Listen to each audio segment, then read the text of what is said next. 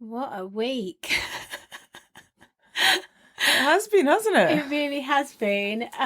We just have like a massive disclaimer here. So we're actually going to start the episode where we normally end. Why is that? Because we did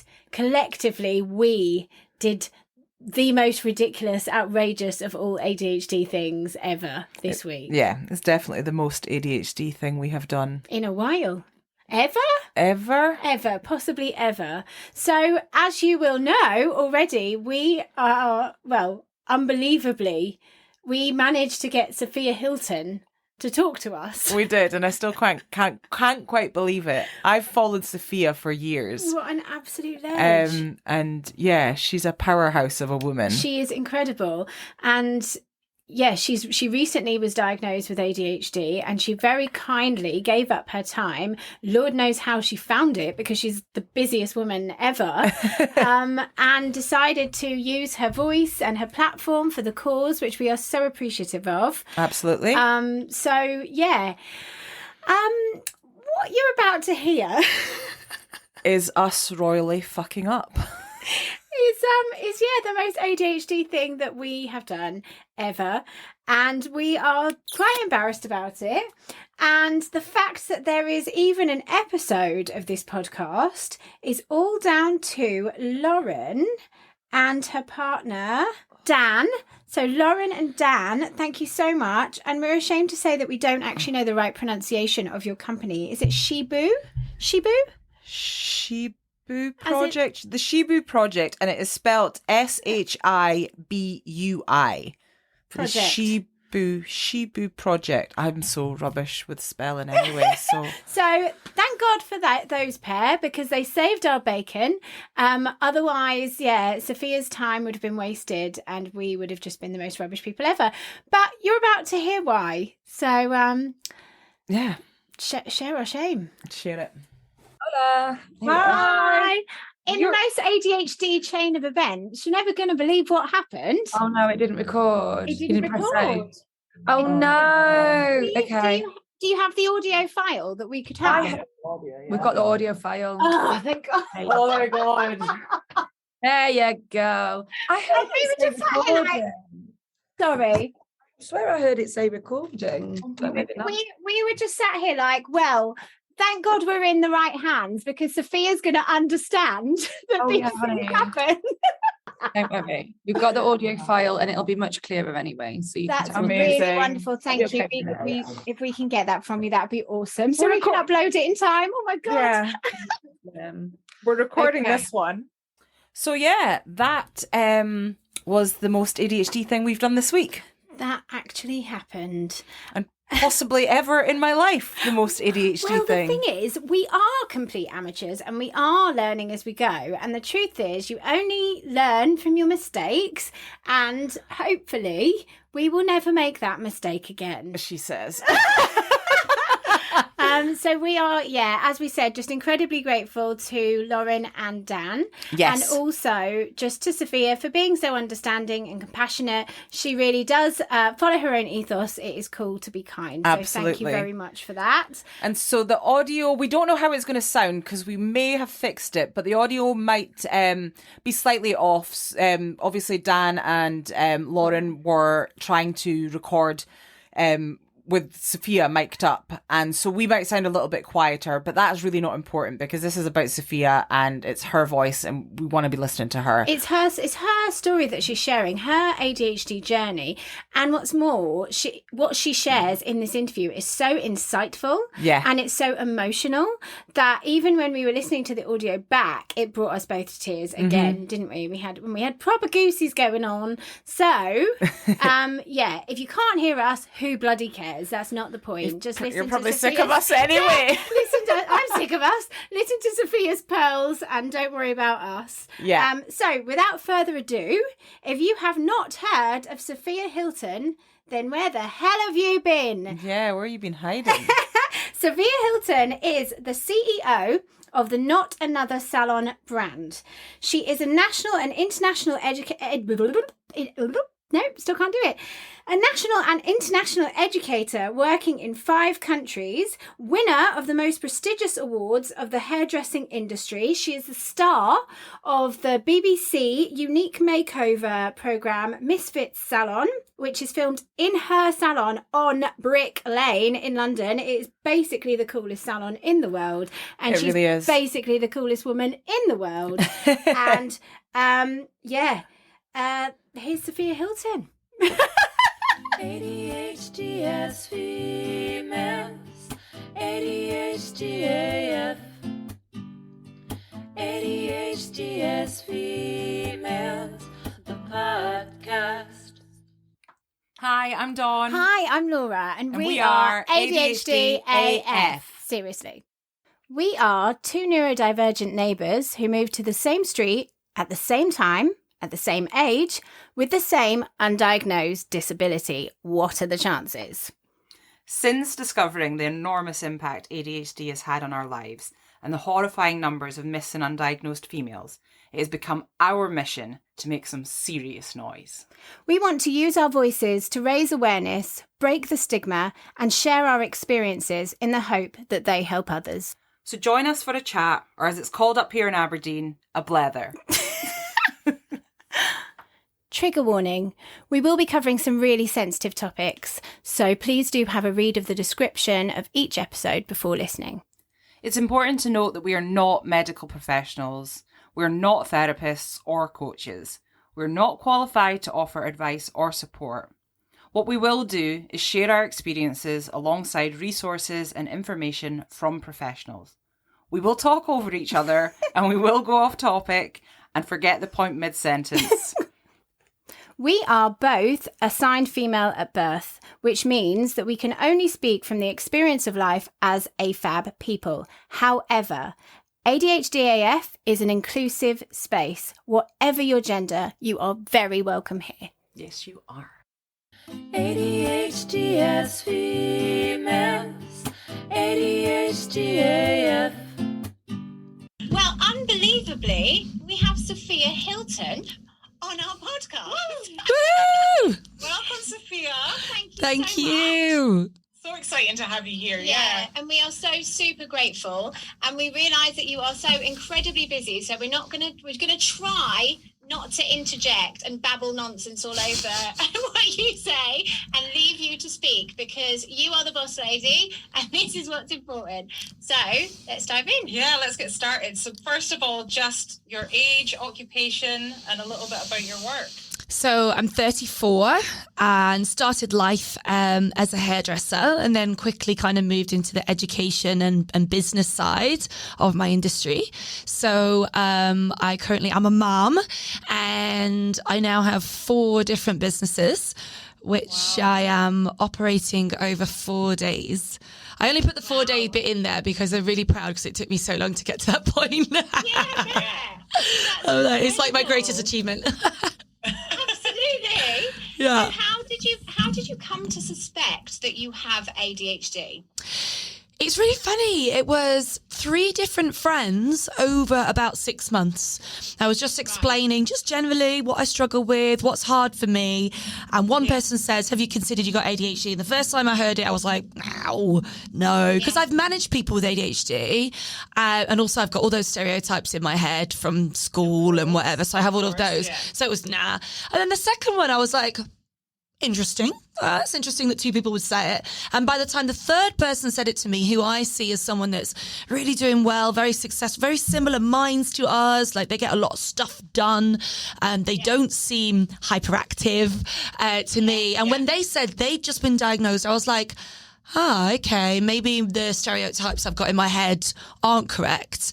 And she just said, just research it. And I found a TED Talk. I don't know if you know that one. It's ADHD in business owners. And then I found another one.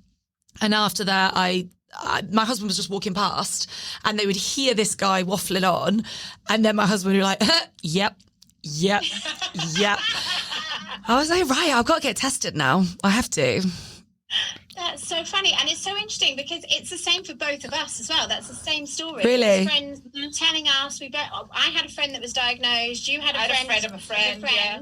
And it was like, Oh gosh, well, if they've got it, then Wild. Everything slowly starts fitting into place when you start learning more about it. And yeah. That's so interesting. So with being such a busy business lady, how does ADHD affect managing your business and teams? You've obviously got a lot of people that work for you.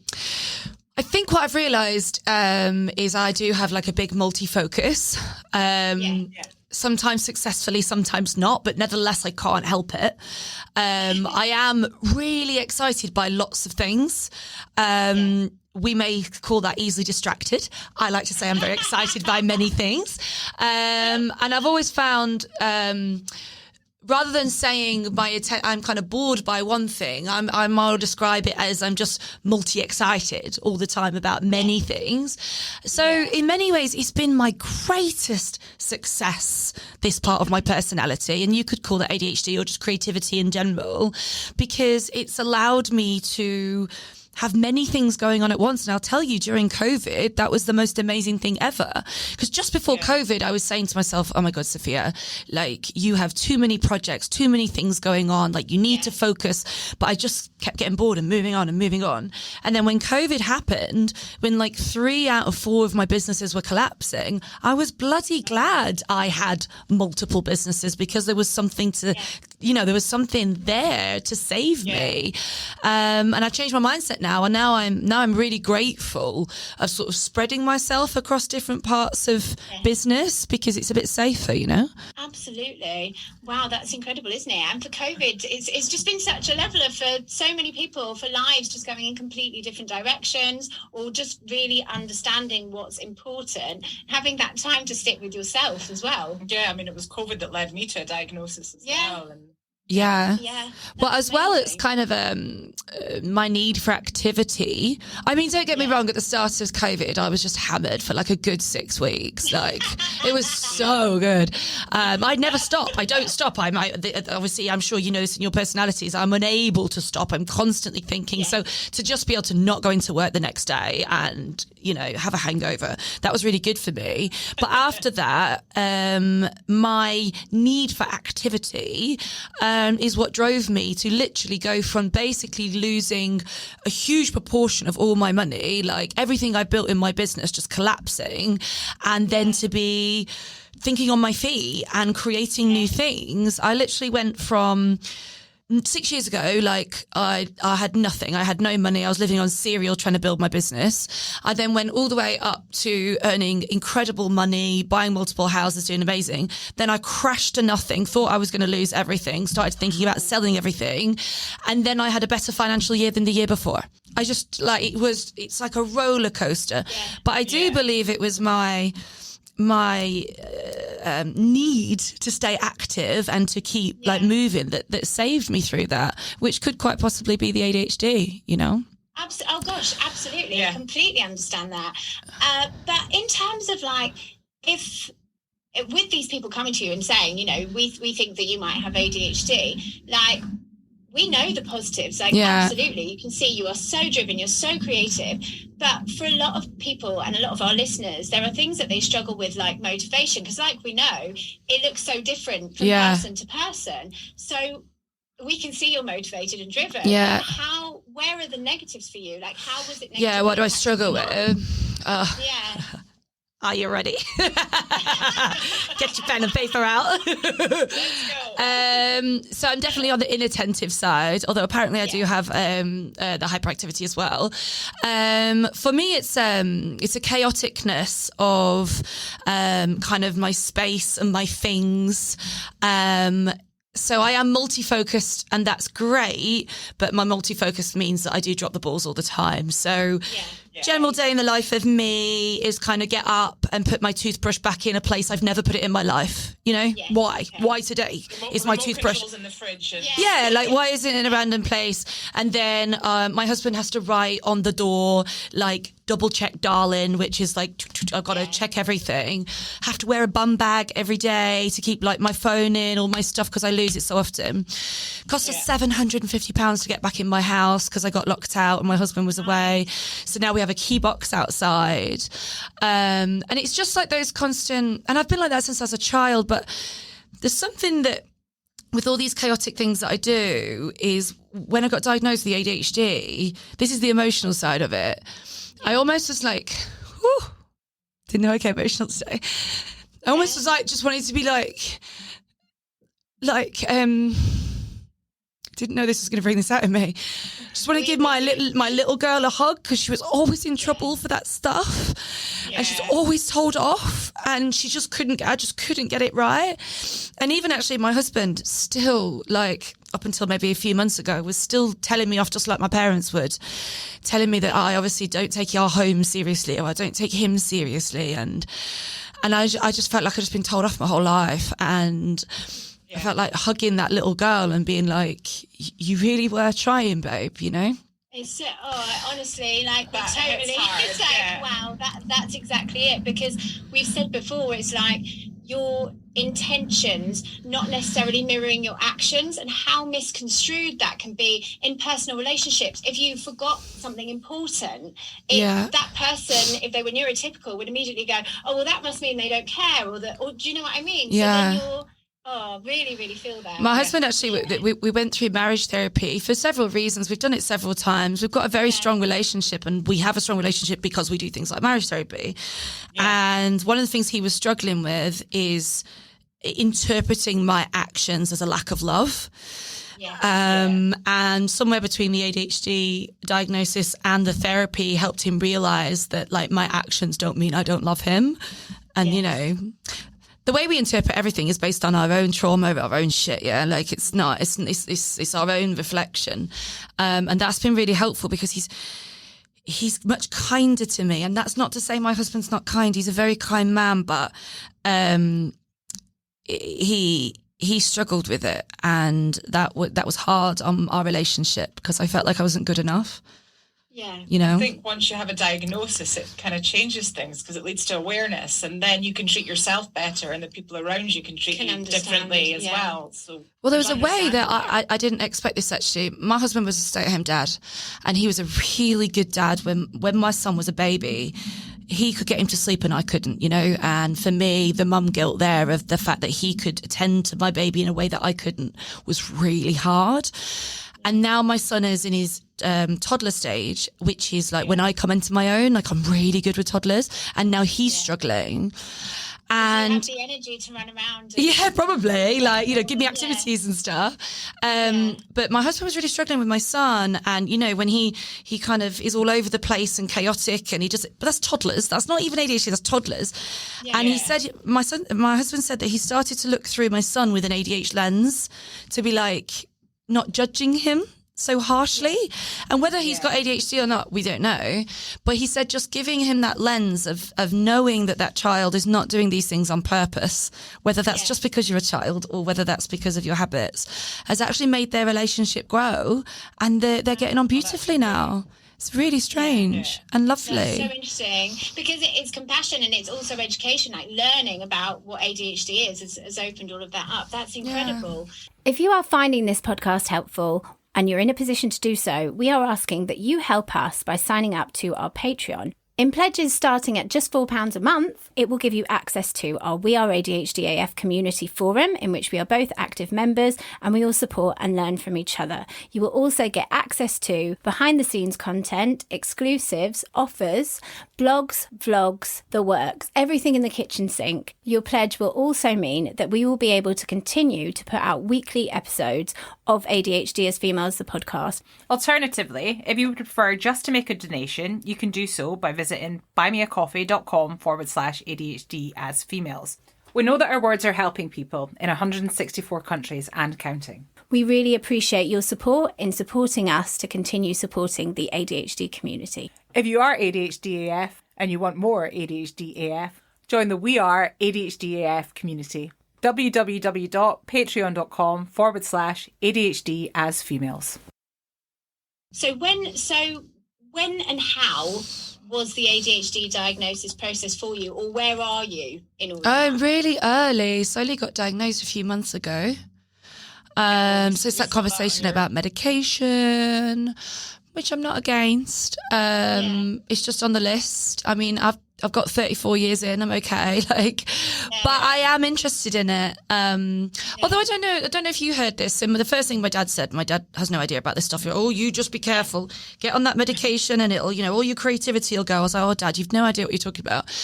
And then when I went to see the therapist and he was like, looking at what you're doing, what you're achieving in your life, I would like you to be really careful about your medication and how that might take that away. And I thought, I didn't expect that. I really didn't. I really, really didn't. So I don't know what your opinions are on that, but it's really, really interesting. So Dawn is still in limbo. Different points. So she's got a diagnosis through her university, educational psychologist, but not an official diagnosis. I started medication in January, and all I do is creative. And medication has not negatively affected anything. If anything, it's made me more driven, so then I get more done. Great. It hasn't detracted from the creativity at all. I'm at the point where I'd like to try medication. I'm at uni and I'm trying to attain my goal. I did hairdressing twice when I was 16. Left school, went and did hairdressing, and both times pulled out because I just couldn't stay focused and keep the momentum going. And so for me, I think starting medication would maybe be the thing that's going to get me through university and get me to be able to reach my full potential and hit my goals. Yeah.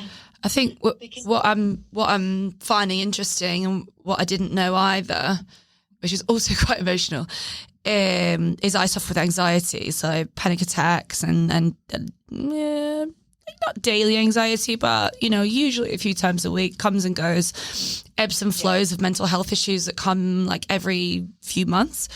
And the information that I found was really interesting was, we're not going to give you any further, or we're not going to give you any medication for your anxiety until you're tested for ADHD, because you may find that your ADHD medication will solve some of those problems that are causing your anxiety. That was really big to find that out. So I want to do it in that order. I want to, Well, I just want to add, so when I started taking my ADHD medication, that was the first thing to go. Was that? And I said to my husband, I turned around to him and I just said, oh my gosh, I don't feel anxious. And he said, for the first time since when? And I said, in my entire life. And it was as if I've had this kind of burning ball of stress somewhere there in my head for my entire life. And my job is not to look at it. Try not to look at it. Try not to feed it. And it's gone. That's wild. Yeah. It's wild. Okay. Get that to the top of my to-do list. Like, let's get... Because you've got to have an ECG, haven't you? Like, to get the medication. Well, at least my doctor said. So I've got to get on the list for that. I just want to touch back, because we were talking about managing your businesses and teams. Was there anything else that you wanted to say about that? Because I feel like we ended up getting all emotional. And I didn't know if you wanted... Which I love, but I just wondered, because I know it's important to you, if there was any sort of practical advice for ADHDers who manage businesses or anything like that. Look, I have been an incredible boss. I've been an amazing mentor, and I have been the boss of my dreams. And I've also at times been a really shit boss. And understanding a bit more about my ADHD has allowed me to understand the mistakes I was making and why I was making them. And also taking a little bit of that guilt away of where I might have failed someone. And allowed me to see it differently and also make improvements. Because the thing is, in general, my staff have always thought that I'm insanely organised. Like, I have a mug that says Queen of Spreadsheets, and they're like, oh, all of her with their calendars. But what they don't know, or what they didn't know, is that the only reason I'm so organised is because naturally I'm chaotic and disorganised. And the only way I've been able to navigate business is to colour coordinate everything, put everything on a sheet. And I find this stuff incredibly boring, but everything has to have different fonts and different colours and rainbows on things and whatever, so I can see things. I'm also dyslexic, you see. So I need to make what I find boring really engaging. And because of that, they believe that I'm organised. And the thing is with being a boss is that you do need that trust level. And it is hard if your staff member doesn't trust you, because you've made so many mistakes so many times. So I think if you dare to be a boss, you owe it to them to do things right, to pay them on time, to do things correctly, to not miss dates. That is your responsibility. So I think it's quite great, actually, because I think it pushes you to be the best version of yourself, to not let them down. 100%. That's such good advice, isn't it? Because we were talking about that. It's like there's a lot of stuff on the internet about ADHD hacking, but it is about knowing what flavour, if you like, of ADHD you have, so that then you can go, okay, this is where I fall short. Yeah. So then you can put the systems in place to best help you. Yeah. Well, since I've been diagnosed, we're pretty certain as a company we've got 2 people with ADHD at the moment, and I'm talking them through getting it, for like literally as in setting incentives in the salon so we can put some money into a separate bank account and get them tested privately faster. Like we're actually putting that as a motivational goal, like to pay for your tests. Yeah, because that's fantastic. Well, I saw that your whole ethos for Not Another Salon is it's cool to be kind, and that it's so important to see that compassion, and just like there's just this whole idea of like no judgment, and I think that's really important to what we're trying to do as well, because it is this idea of like people having invisible disabilities. Like you can't just assume that everyone's going to see the world the way that you see it. Yeah, absolutely. Well, I think you can, I could say to a staff member, what would you like in the future? Oh, it'd be great if we could work towards me buying a new car. Awesome. That car will never make you as happy as being diagnosed with something you suffer with. Like it will never bring you this 100%. Like that will mean so much more to you when you understand yourself so much more. Just going on to the negatives of ADHD. What do you think ADHD has cost you?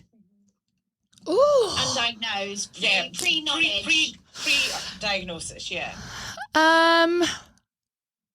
Wow, what a hard question.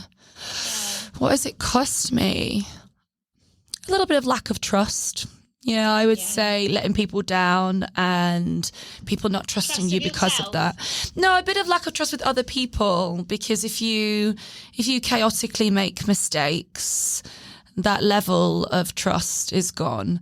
A bit like people always admire me from afar, but when they come to work with me in close contact, I always have a little bit of embarrassment because I feel like I've kind of had a bit of smoke and mirror, and now you really see what it's like on the inside.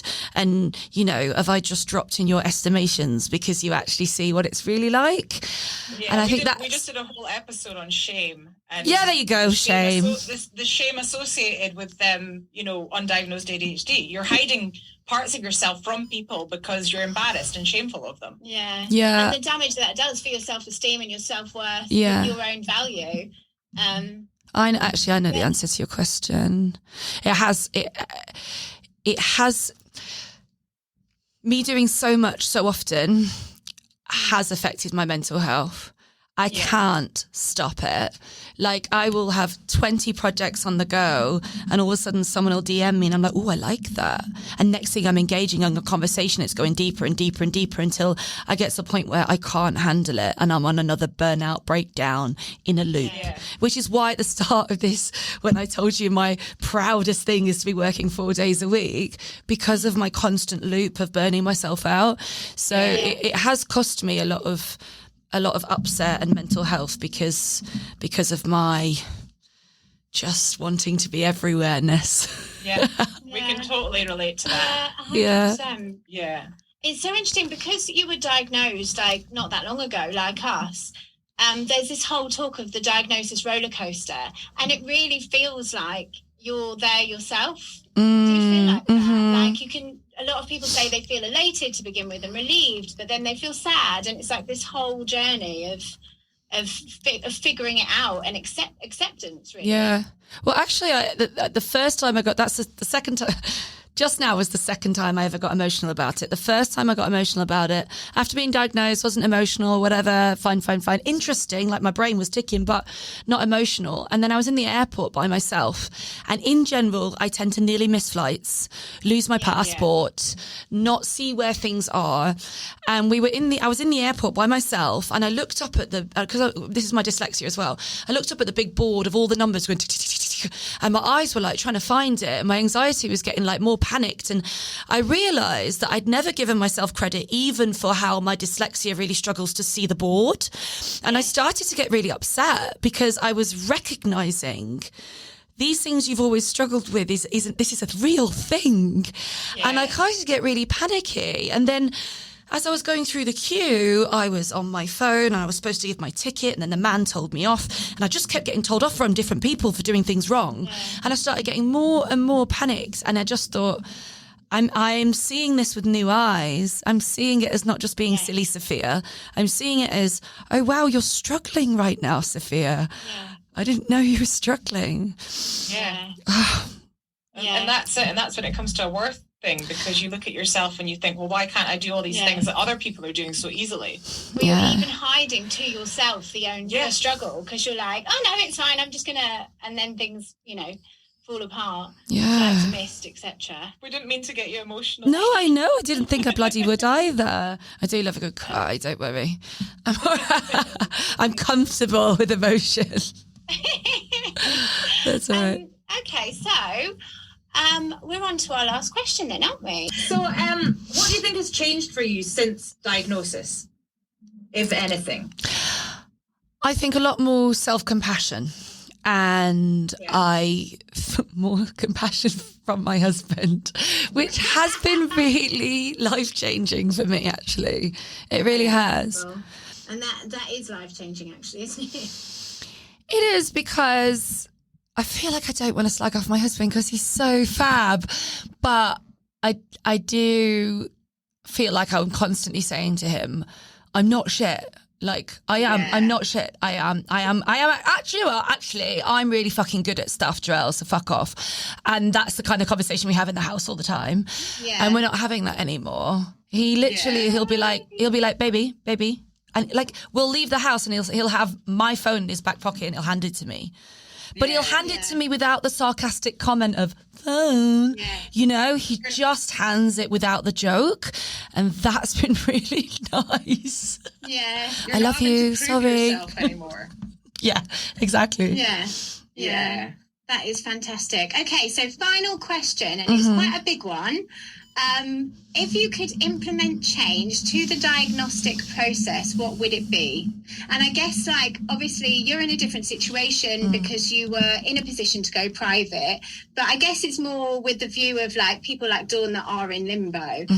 If you could change something around ADHD, even if that is just people's views or whatever, what would you change? What would I do? Okay.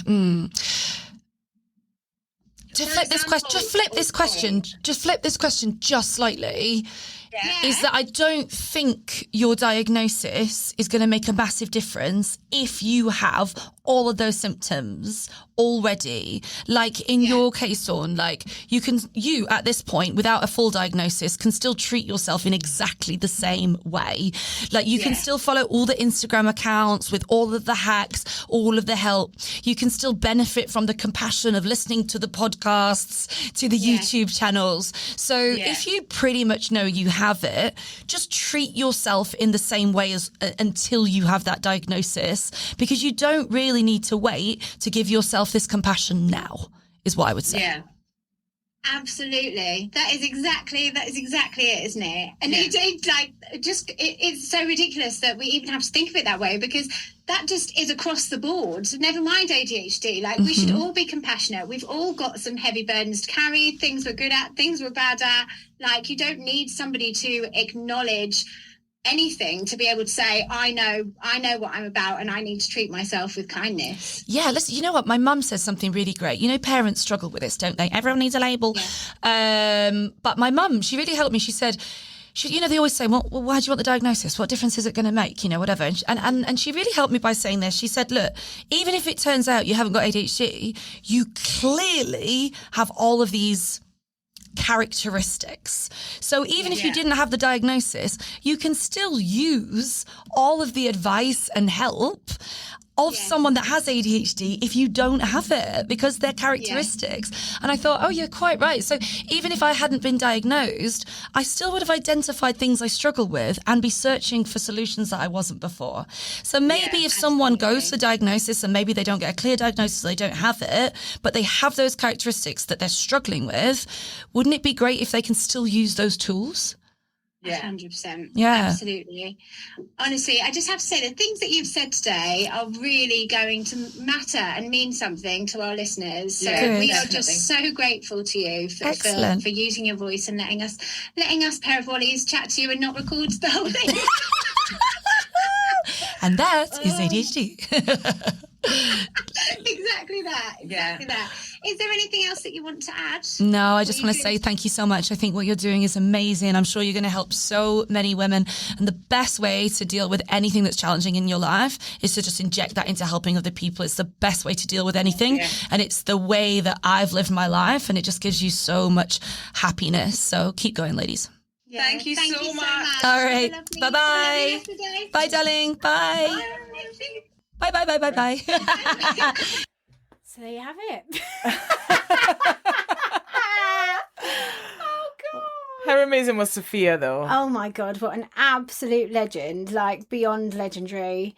And yeah, so it's like the strangest feeling, because it's like apologies for the sound and thank the Lord for the sound at the same time. So we almost didn't have a podcast. We almost lost all of that and wasted all of Sophia's time. It would have just been awful. Yeah. And the thing was, what she was sharing was so like raw and insightful. Like she didn't even know that she was going to feel as emotional as she did. There's no way that we could have recreated we that. would have never been able to recreate that. Even if Sophia had been able to give us more of her time, we wouldn't have been able to redo that. So we're so lucky that Lauren and Dan were able to save our bacon. Thank you. Thank you.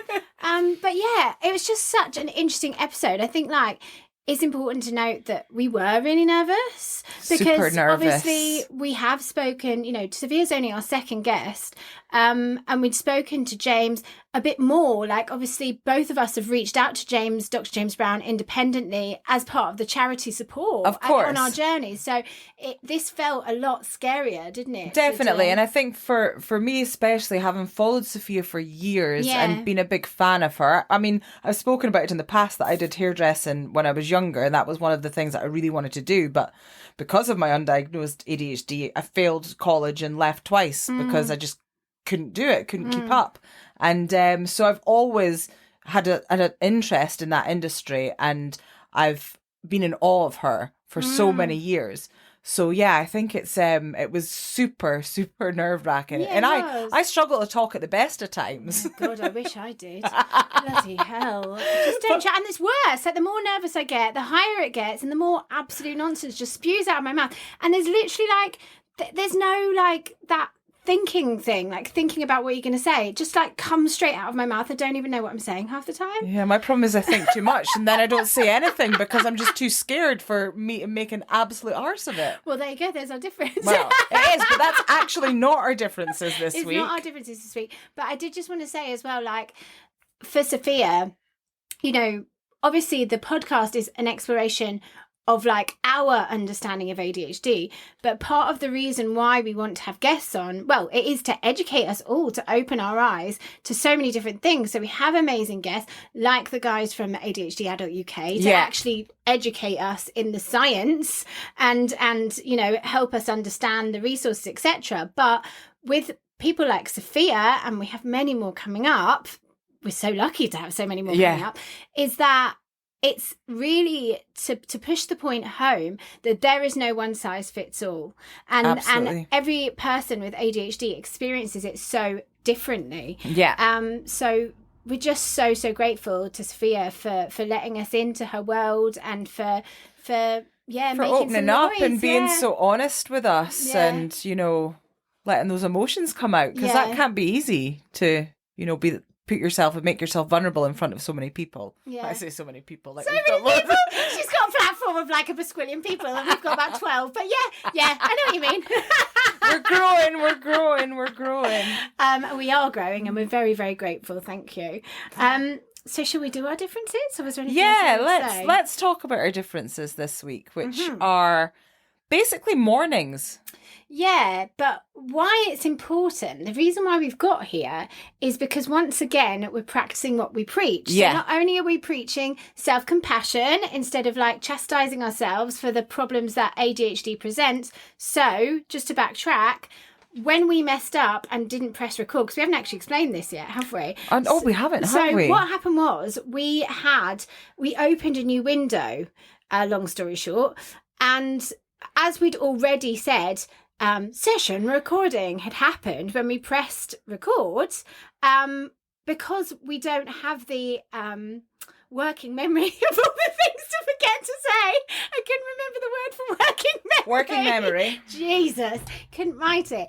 And so we had in our mind, we thought we'd was already recording. done it, but we hadn't. It was a whole new window. Yeah, so we basically we had a Zoom call open. We closed that Zoom call to start another one, so we could reset the timer essentially. And normally, when you schedule a Zoom call, you can schedule it to start recording on the start of Yeah. the Zoom beginning.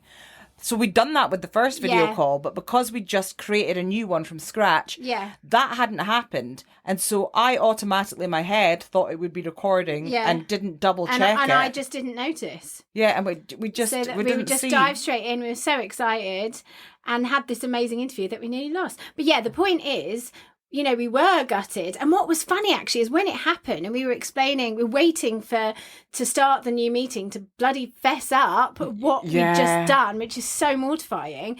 When you said it didn't record.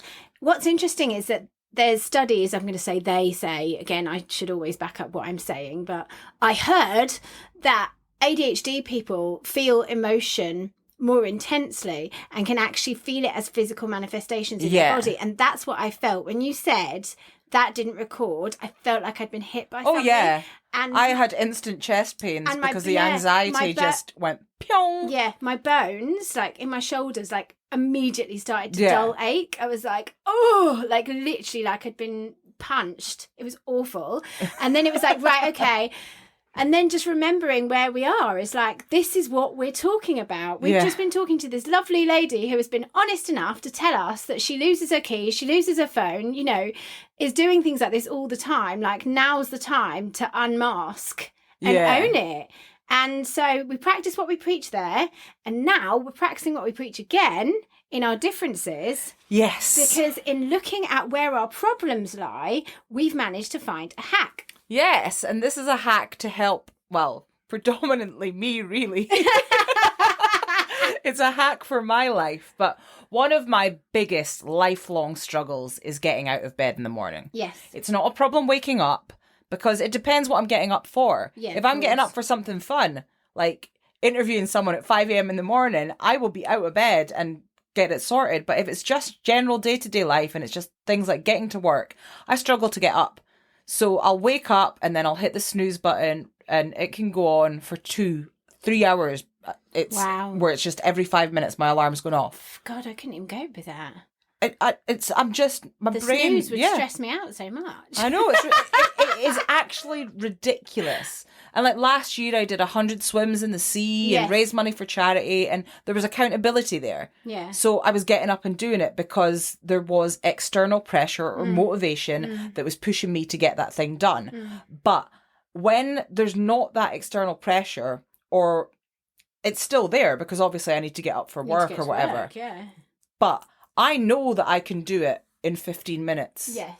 So because I've done it once It's just snooze, snooze, snooze, snooze. in 15 minutes, it's just Yeah. like, well, I don't need to get up now. I don't need to get up now. I don't Yeah. need to get up now. And Till then the last till minute. it's the point where it's like, I need to get up now. Yeah. And then you're running late. You don't have time to shower sometimes. It's a case of brush your teeth, As you splash said, water on your yeah. face Out and the run door. out the door. And it's not because I don't want to be clean Mm. and don't want to be showered. It's because I've just not left myself enough time. Yeah. And it happens pretty much every single day. Yeah.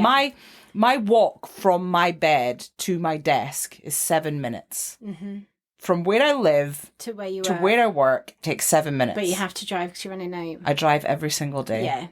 So I'm the exact opposite. I'm just not a sleeper. And Yeah. I never, ever, ever have been. Yeah, like I've got friends that it took me so many years to even find out. I thought like partners or people I was staying with were just like a bit lazy. I didn't understand how much people sleep. But like I've got to get my 8 hours in. You what? I'm like chuffed if I get 5. I'm not a sleeper at all. So my days are long.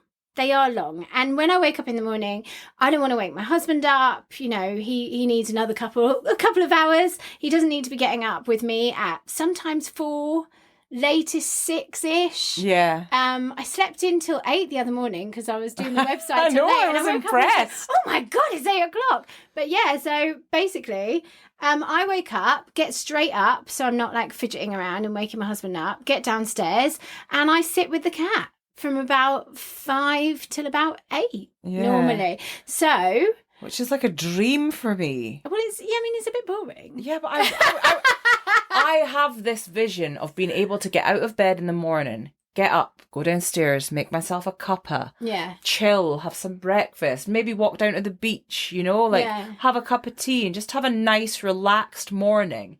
Come home, have a shower, get myself ready for work and just have a nice morning so that, you know, you feel fresh, you feel awake, you feel ready to take on the day. But that's not what it's like. Mine's rushed. It's in a rush. I don't feel organized. I just feel horrible. And it affects my day. Yeah. Massively. Your mindset. Yeah, totally affects my day. So what we've realised is while Dawn is in bed pressing snooze, I am literally spitting distance, sat with the cat staring at my phone for a couple of hours. So, hack, if I'm not going to set alarms for it because it's not fair, because then I'm setting an alarm that will wake my husband up and that defeats part of the plan. But if I'm awake, which I will be, then I'm just going to walk the 2 paces from my house to Dawn's house and drag her ass out of bed. Yeah, I'm even going to give her a key. Get you up. Might even do Dawn Cam. Get up or we're going live.